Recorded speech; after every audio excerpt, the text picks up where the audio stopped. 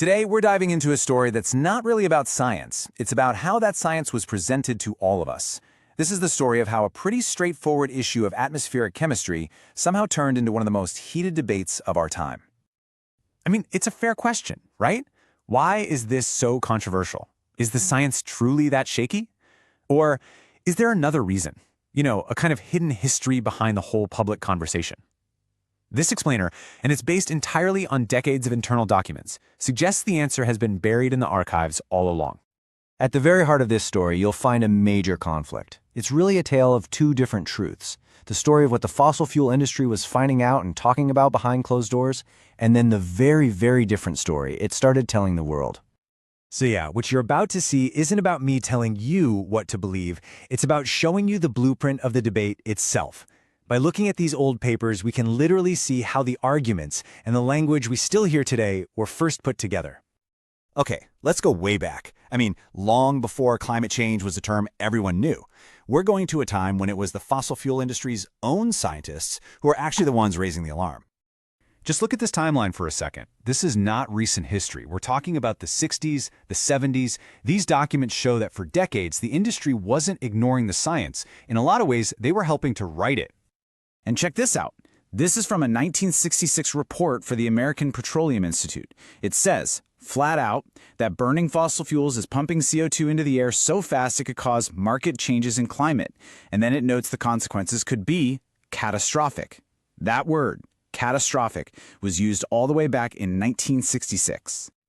This quote right here from an Exxon scientist in 1982 is pretty stunning. They got it. They understood the unique danger of this problem. It was a system with a massive time delay. They knew you couldn't just wait around to see the damage before you acted, because by then, it would be too late to stop it. So here's the crucial point. Far from being on the sidelines, companies like Exxon were funding the research, they were showing up at conferences, and they were respected contributors to the science. They were in the room where it happened, and sometimes they were standing at the front of that room. And here is where everything pivots.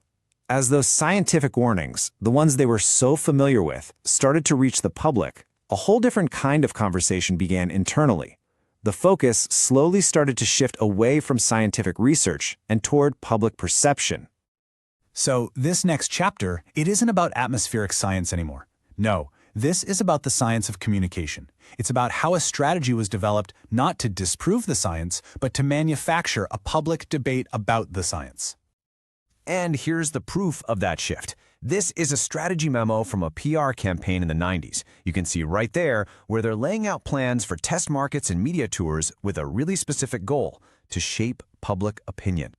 And the difference between their internal and external messages, well, it becomes incredibly stark. On the left, you've got an internal memo from an Exxon scientist in '82 recognizing the huge international cooperation this would take. Then on the right, just 15 years later, you have the public statement from Exxon CEO calling the science far from airtight and saying that taking action defies common sense. And here it is, the playbook itself. This comes from a communications memo written by strategist Frank Luntz. Just look at the instruction. Continue to make the lack of scientific certainty a primary issue. See, the goal wasn't to win the scientific argument. It was just to convince the public that the argument was still happening. So let's break that playbook down. First, you change the language. The memos explicitly say climate change is way less frightening than global warming.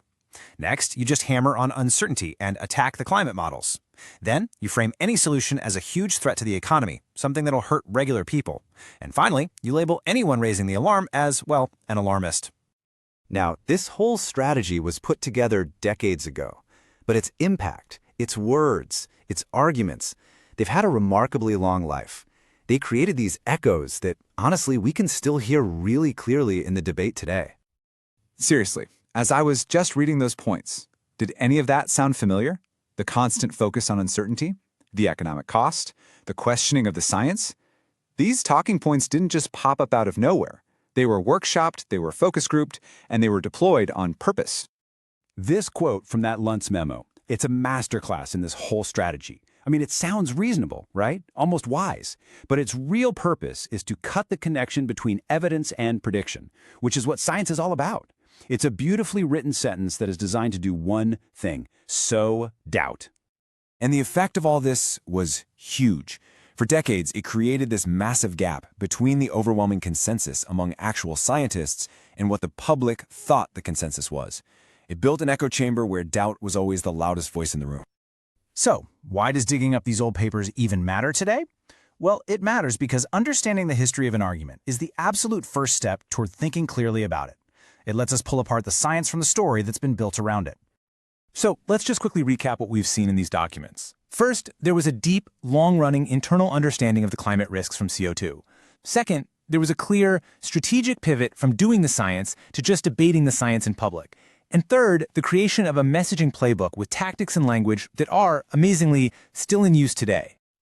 So the real takeaway here isn't about what to think. It's about giving you the context to help you think. The next time you hear these arguments, you can now ask a crucial question.